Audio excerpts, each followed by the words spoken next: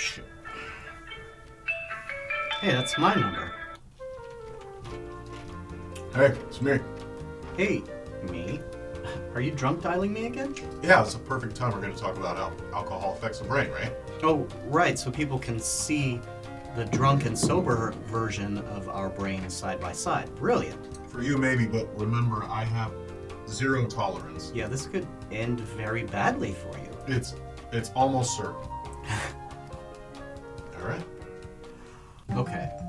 Question numero uno, Margarita Man. Every time I go out drinking, I have a really good time. I start singing and dancing, and I'm overcome by this feeling of euphoria. So, why is it that alcohol is considered a depressant or a downer? Isn't that a bit of a contradiction? Well, so the problem is you're thinking about it metaphorically, right? You could think about being down in terms of being down in the dumps, or you could think of it as shutting down your system, right? So turning down the dials and decreasing the level of activity in the brain. It's a downer because it slows down your nervous system. How does it do that? Right, so if you think about the brain as having two pedals, one for the brake and one for the gas, there are different neurotransmitters that control the brake and the gas.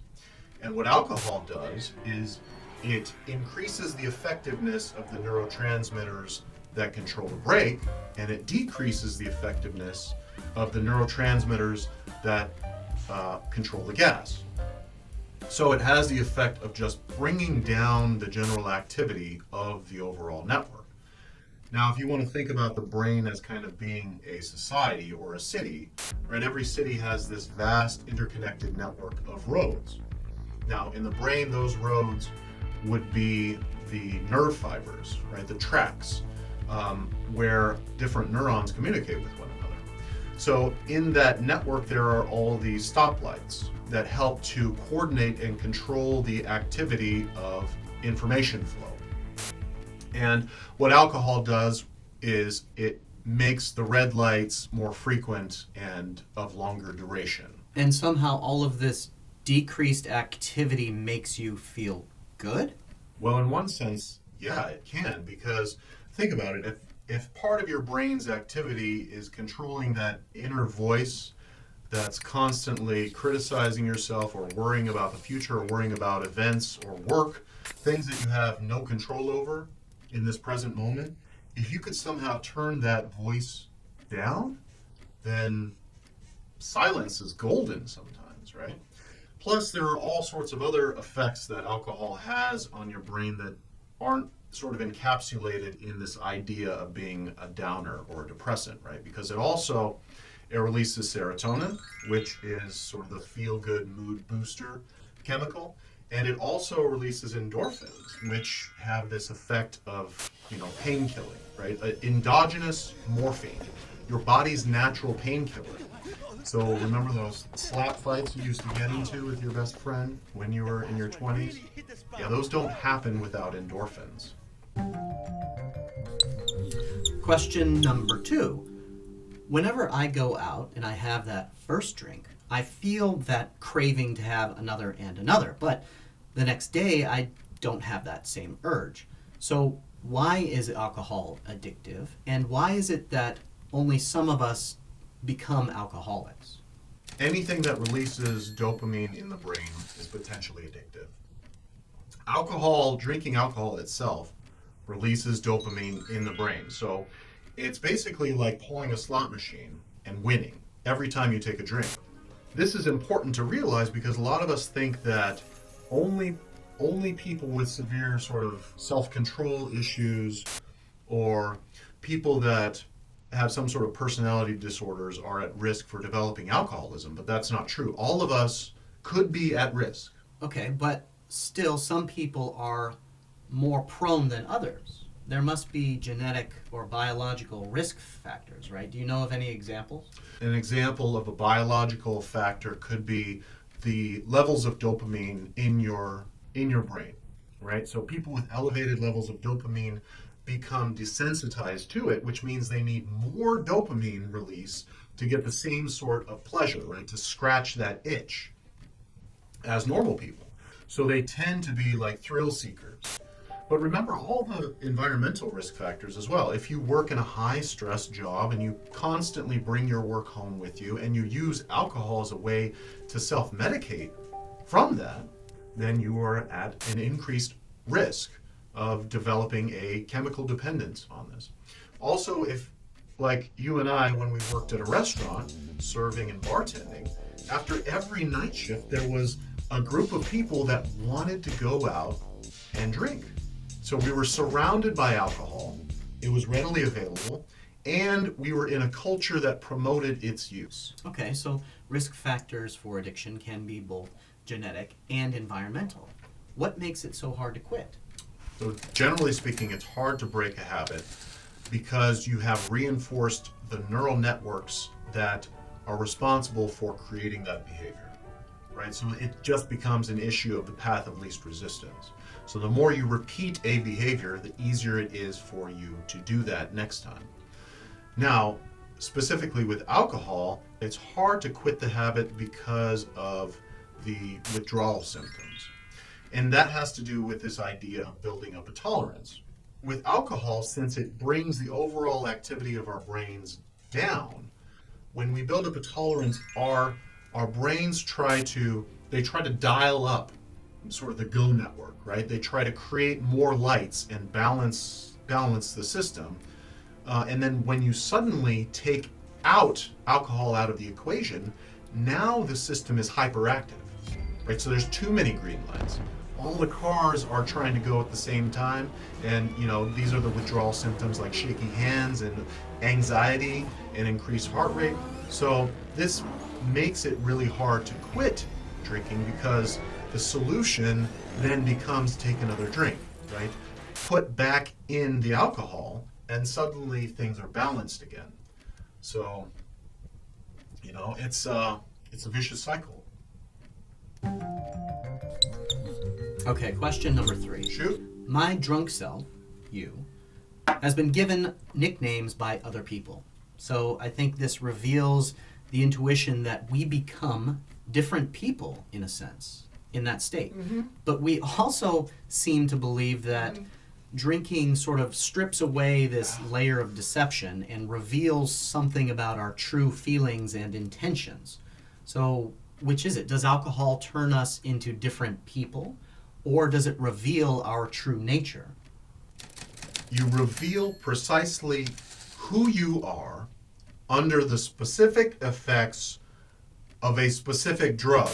Think about it this way, right? Why do we stumble around? Why do we lose our motor coordinations? Well, alcohol, it turns down, like it decreases the activity in the part of our brain called the cerebellum. It's this part back here, which is in charge of sort of balance and coordinating the motor routines of different parts of our brain. So now you turn that down and you lose control of yourself. You're no longer able to walk a straight line, right? But you wouldn't say that you're somehow revealing your true tendency to be unable to walk a straight line because you've shut down that system.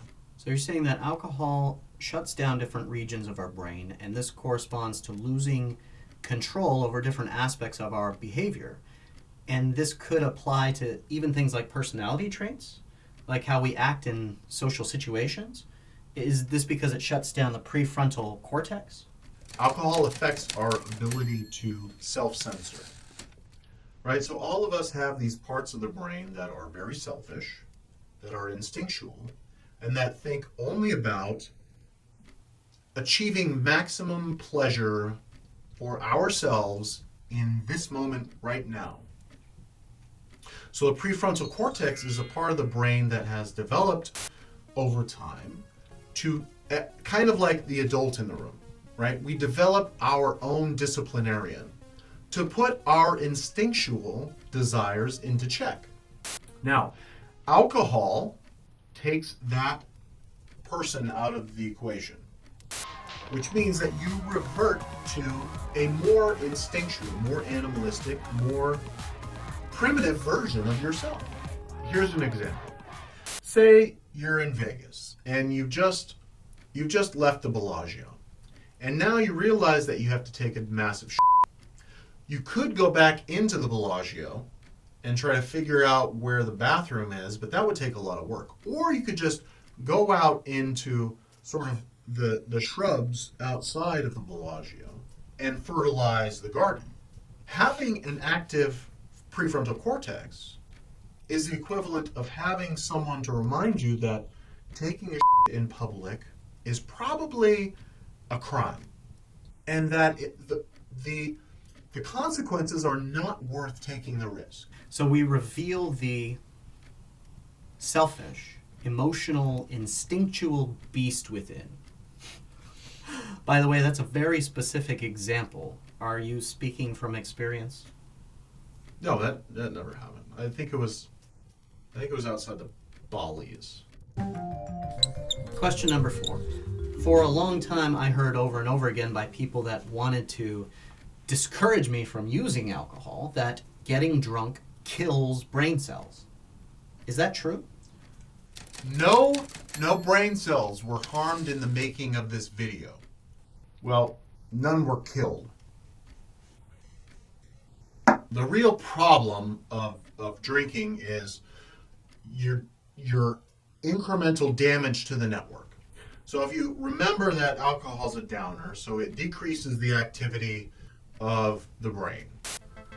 So if you think about our society metaphor again and our roads, if you stop using roads, they fall into a state of disuse and disrepair, which means that the roads are harder to traverse, and eventually they're impossible to traverse. So it damages the network because now you have fewer ways of transferring information through the network. Okay, so you're saying that although there's no irreparable harm being done by any one instance of being drunk, that slowing your brain down consistently in this manner might have a cumulative effect. If you look at a brain of a heavy drinker and a brain of a normal person, the heavy drinker shows reduced volume, reduced brain size. And most of that is in the white matter. So the white matter is in the tracts. That is in the axons and the dendrites. That is sort of the roads of society. This has the general effect of decreasing the functionality of the brain and can lead to memory problems and symptoms that resemble sort of dementia and Alzheimer's and that type of thing.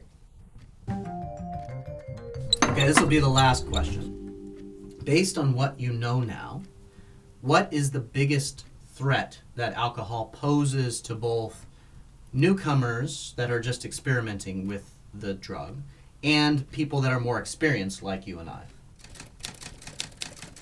Roy.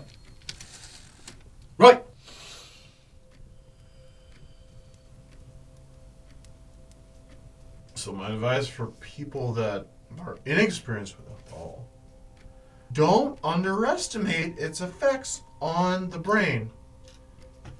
Because especially if you're inexperienced, it only takes one bad decision to ruin everything. Let me give you an example. When I was young in my 20s, I was at a house party and I wanted to impress everybody, right? And I wanted to show off. And I did that by jumping off of the roof into the pool and making a big cannonball splash. Ha ha, things are fun.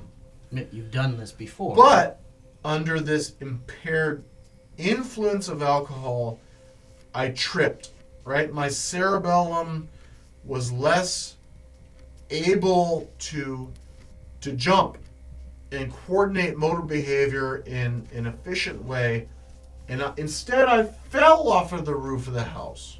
Right, and it was like a 3-story. Now, luckily, I ended up into the pool, right? My velocity carried me into the pool.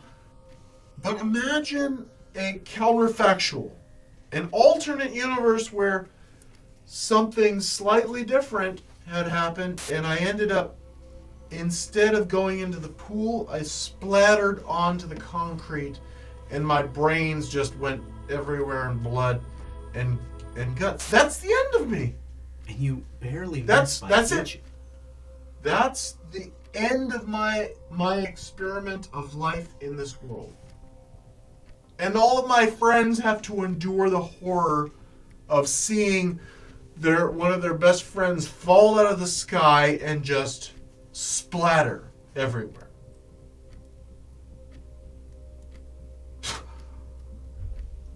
Can you imagine that? Any advice to more experienced drinkers? For those of us that have more experience with alcohol and that have learned to adapt to it and make better decisions in the influence of it, the biggest danger to you is believing that you are impervious to becoming addicted. And for most of us believe that alcohol helps us get to sleep at night, right? We have a stressful day at work, we come home, we have a drink, and that helps us go to sleep and forget our worries, but that is actually wrong, right? Alcohol helps us lose consciousness faster. It does not improve the quality of our sleep. And if you want to improve the quality of your life, you have to find a way to make sure that sleep is sacred.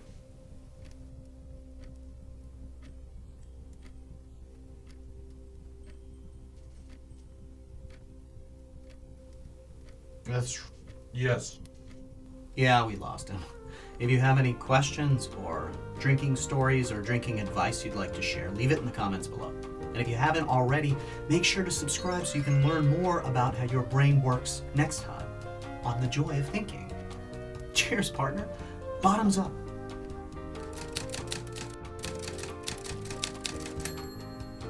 Because sleep is one of the most important biological functions of the brain